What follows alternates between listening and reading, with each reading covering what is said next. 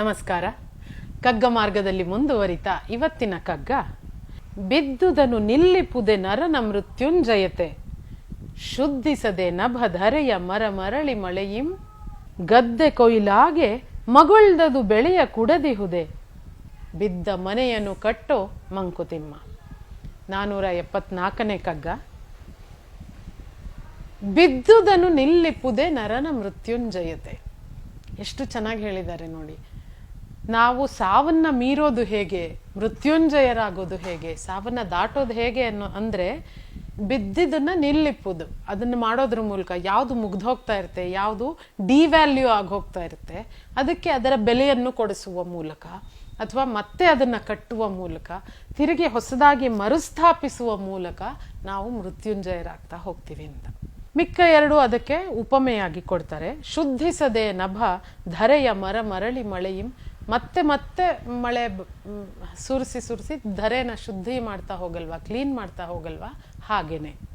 ಗದ್ದೆ ಕೊಯ್ಲಾಗೆ ಮಗುಳ್ದದು ಬೆಳೆಯ ಕುಡದಿಹುದೆ. ಸರಿ, ಒಂದ್ಸಲ ಬೆಳೆ ಬೆಳೆದ್ವಿ, ಕೊಯ್ಲು ಮಾಡಿದ್ವಿ, ಮತ್ತೆ ಬೆಳೆ ಬೆಳೆಸುತ್ತೆ ತಾನೆ ಭೂಮಿ. ಒಂದ್ಸಲ ಕಟ್ಟಾಯ್ತು ಮುಗೀತು ಅಂತ ಬಿಟ್ಬಿಡಲ್ವಲ್ಲ. ಹಾಗೆ ಬಿದ್ದ ಮನೆಯನ್ನು ಕಟ್ಟೋ ಮಂಕುತಿಮ್ಮ. ಮನೆ ಅನ್ನೋದು ಇಲ್ಲಿ ಒಂದು ಫ್ಯಾಮಿಲಿಯ ಪ್ರತೀಕ, ಒಂದು ನೆಮ್ಮದಿಯ ಪ್ರತೀಕವಾದ್ರೆ, ತಲೆ ಮೇಲೆ ಸೂರಿರೋದು ಒಂದು ರಿಲೀವಿಂಗ್ ಫ್ಯಾಕ್ಟರ್ ಅನ್ನೋದಾದ್ರೆ, ಅದನ್ನ ಮತ್ತೆ ಕಟ್ಟು. ಬಿದ್ದೋಗಿದ್ರೆ ಅದು ತಿರ್ಗಾ ಅದನ್ನ ಕಟ್ಟು. ಅದರಲ್ಲೇ ನಮ್ಮ ಮೃತ್ಯುಂಜಯತೆ ಇರೋದು, ನಾವು ನಿರಂತರವಾಗಿ ಉಳಿಯೋದು ಈ ಜಗತ್ತಿನಲ್ಲಿ ಅಂತ. ಯಾವಾಗೆಲ್ಲ ಭೂಮಿ ಈ ಜಗತ್ತಿಗೆ ಆಪತ್ತು ಬಂದಿದೆ, ನಾವು ತೀರಾ ಇತ್ತೀಚಿನದೇ ಉದಾಹರಣೆ ತಗೊಳ್ಳೋದಾದ್ರೆ ಕೋವಿಡ್. ನಾವು ನಮ್ಮ ಬದುಕಿನಲ್ಲಿ ಕಾಣೋದೇ ಇಲ್ಲ ಅಂತ ಅನ್ಕೊಂಡಿದ್ದಂತಹ ಒಂದು ಘಟನೆ ಅದು ನಡೆದಿದ್ದು, ಕೋವಿಡ್ ಬಂದಿದ್ದು. ಆವಾಗ ಎಲ್ಲ ಇಡೀ ಜಗತ್ತು ಒಳಸರಿದ್ಬಿಡ್ತು, ಕ್ಲೋಸ್ ಆಗೋಯ್ತು, ಎಲ್ಲ ಬಿದ್ದೋಯ್ತು, ಕಟ್ಕೊಂಡಿದ್ದ ಎಲ್ಲದು ಲೂಸ್ ಆಯ್ತು, ಬಿದ್ದೋಯ್ತು, ಎಷ್ಟೊಂದು ವ್ಯವಸ್ಥೆಗಳು ಮುಗ್ದೋಯ್ತು, ಏನೇನೆಲ್ಲ ಆಗೋಯ್ತು ಅವಾಗ.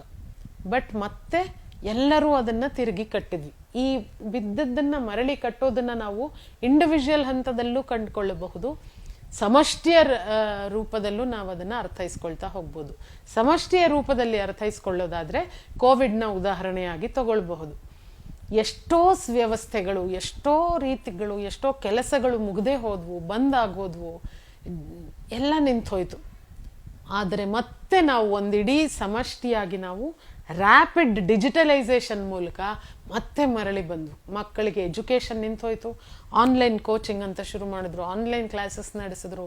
ಕಂಪ್ಯೂಟರ್ನ ಮುಟ್ಟಿಲ್ಲದೆ ಇರುವಂತಹ ಟೀಚರ್ಸ್ ಎಲ್ಲರೂ ಅದನ್ನ ಹೇಗೆ ಆನ್ ಮಾಡಬೇಕು, ಏನ್ ಮಾಡಬೇಕು ಅನ್ನೋದ್ರ ಅಂದಾಜು ಇಲ್ದಿದ್ದಂತಹ ಟೀಚರ್ಸ್ ಎಲ್ಲರೂ ಅದನ್ನ ಕಲಿತರು, ಅರ್ಥ ಮಾಡ್ಕೊಂಡ್ರು.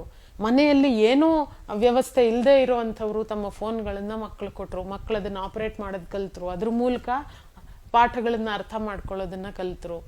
ಯಾರು ಇಲ್ಲದೆ ಇರೋ ಖಾಲಿ ಕ್ಯಾಮ್ರಾ ಮುಂದೆ ನಿಂತ್ಕೊಂಡು ಪಾಠ ಮಾಡುವ ಮುಜುಗರವನ್ನ ಟೀಚರ್ಸ್ ದಾಟಿದ್ರು. ಕ್ಯಾಮ್ರಾದಲ್ಲಿ ಟೀಚರ್ಸ್ನ ನೋಡ್ಕೊಂಡು ಪಾಠನ ಅರ್ಥ ಮಾಡ್ಕೊಳ್ಳೋದನ್ನ ಮಕ್ಕಳು ಕಲಿತರು. ಮೀಟಿಂಗ್ಗಳನ್ನ ಆನ್ಲೈನ್ ಮಾಡೋದನ್ನ ಜನ ಕಲಿತರು, ಅದರ ಮೂಲಕ ನಿರ್ಧಾರಗಳನ್ನ ತಗೊಳ್ಳೋದನ್ನ ಕಲಿತರು. ಒಟ್ಟಾರೆ ಇಡೀ ಜಗತ್ತು ಮತ್ತೆ ತನ್ನನ್ನ ತಾನು ಕಟ್ಕೊಂಡು ಫೀನಿಕ್ಸ್ನ ಹಾಗೆ ಮೇಲೆದ್ದು ನಿಂತ್ಕೊಳ್ತು.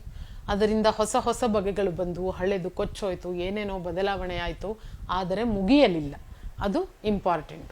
ಹೊಸದೇ ಒಂದಾಗಿ ಜಗತ್ತು ಬದಲಾಯಿತು. ಏನೋ ಒಂದು ಅನಿಷ್ಟ ಎದುರಾದಾಗ, ಏನೋ ಒಂದು ಬಿದ್ದಾಗ ಅದನ್ನ ಒಂದು ಇಡೀ ಸಮಷ್ಟಿ ಹೊಸ ವಿಧಾನದಲ್ಲಿ ಕಟ್ಕೊಳ್ತು, ಮೃತ್ಯುಂಜಯವಾಯಿತು. ನಾವು ಒಂದು ಸೊಸೈಟಿಯಾಗಿ ಮುಗ್ದೋಗದೆ ಮೃತ್ಯುವನ್ನ ಗೆದ್ದೆವು. ನಾವು ಇಂಡಿವಿಜುವಲ್ ರೀತಿಯಲ್ಲಿ ನಾವು ಇದನ್ನ ನೋಡಿದಾಗ್ಲೂ ಅಷ್ಟೇ, ವ್ಯಾಲ್ಯೂ ರಿಸ್ಟೋರೇಷನ್ ಇದೆಲ್ಲ.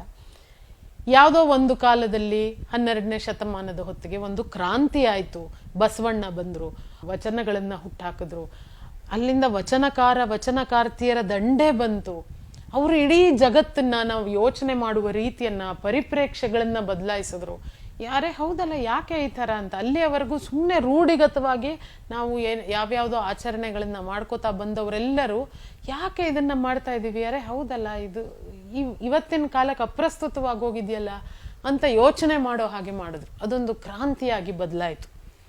ಬಿದ್ದುದನ್ನು ನಿಲ್ಲಿಪುದೆ ಮೃತ್ಯುಂಜಯತೆ.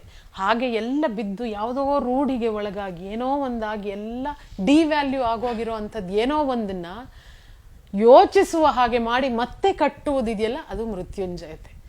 ಅಲ್ಲಿ ನಾವು ಮೃತ್ಯುವನ್ನ ಗೆದ್ದು ಬಿಡ್ತೀವಿ.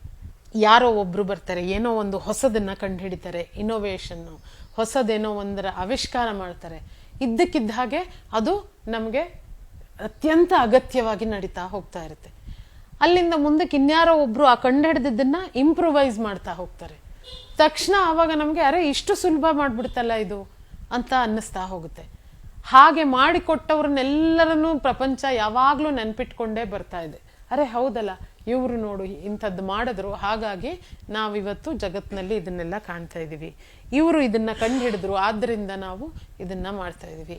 ಇವ್ರು ಯಾರೋ ಗ್ರಾವಿಟೇಷನ್ ಫೋರ್ಸ್ ಕಂಡುಹಿಡಿದ್ರು, ಇವ್ರು ಯಾರೋ E=mc² ಕಂಡುಹಿಡಿದ್ರು, ಇನ್ಯಾರೋ ಒಬ್ರು ಎಲ್ಲ ಸರ್ವಜ್ಞನ ಪದಗಳನ್ನ ಹುಡುಕಿ ಕೊಟ್ರು ನಮ್ಗೆ, ಇನ್ಯಾರೋ ಒಬ್ರು ಅಕ್ಕ ಮಹಾದೇವಿಯ ಇದನ್ನ ಸಾಂದ್ರವಾಗಿ ಬಳಸ್ಕೊಟ್ರು. ಅಂಥವ್ರನ್ನ ಜಗತ್ತು ನೆನ್ಪಿಟ್ಕೊಳ್ತಾ ಹೋಗುತ್ತೆ. ಅವರು ಮೃತ್ಯುಂಜಯರಾಗ್ತಾ ಹೋಗ್ತಾರೆ. ಒಟ್ಟಾರೆ ಒಂದು ವ್ಯವಸ್ಥೆಯಾಗಿ ಮತ್ತು ಇಂಡಿವಿಜುವಲ್ ಆಗಿ ಕೂಡ ಈ ಕಗ್ಗ ಪ್ರಸ್ತುತ ಆಗ್ತಾ ಹೋಗುತ್ತೆ. ಬಿದ್ದಿದನು ನಿಲ್ಲಿಪುದೆ ಮೃತ್ಯುಂಜಯತೆ.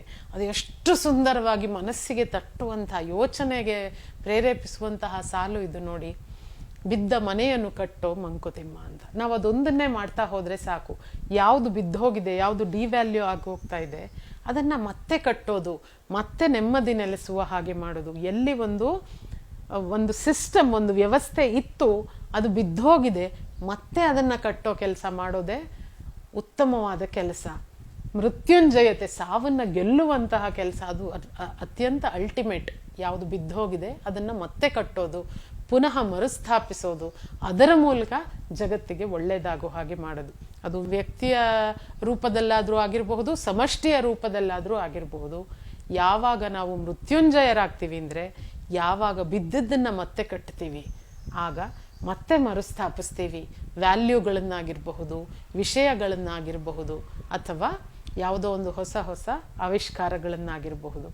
ಆಗ ನಾವು ಮೃತ್ಯುಂಜಯರಾಗ್ತೀವಿ. ನಾವೆಲ್ಲರೂ ಶಾಶ್ವತರಾಗುವ ಕಡೆಗೆ ನಡೆಯೋಣ, ಬಿದ್ದದನ್ನ ಮತ್ತೆ ಕಟ್ಟುವ ಕಡೆಗೆ ಯೋಚನೆ ಮಾಡೋಣ.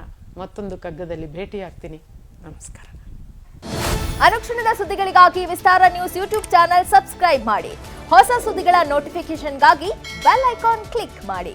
ಲೇಟೆಸ್ಟ್ ಅಪ್ಡೇಟ್ಸ್ಗಾಗಿ www.vistaranews.com ವೆಬ್ಸೈಟ್ಗೆ ವಿಸಿಟ್ ಮಾಡಿ. ಅಂಗೈಯಲ್ಲೇ ಜಗತ್ತಿನ ಸುದ್ದಿ ತಿಳಿಯಲು ವಿಸ್ತಾರ ನ್ಯೂಸ್ ಕನ್ನಡ ಆಪ್ ಡೌನ್ಲೋಡ್ ಮಾಡಿ.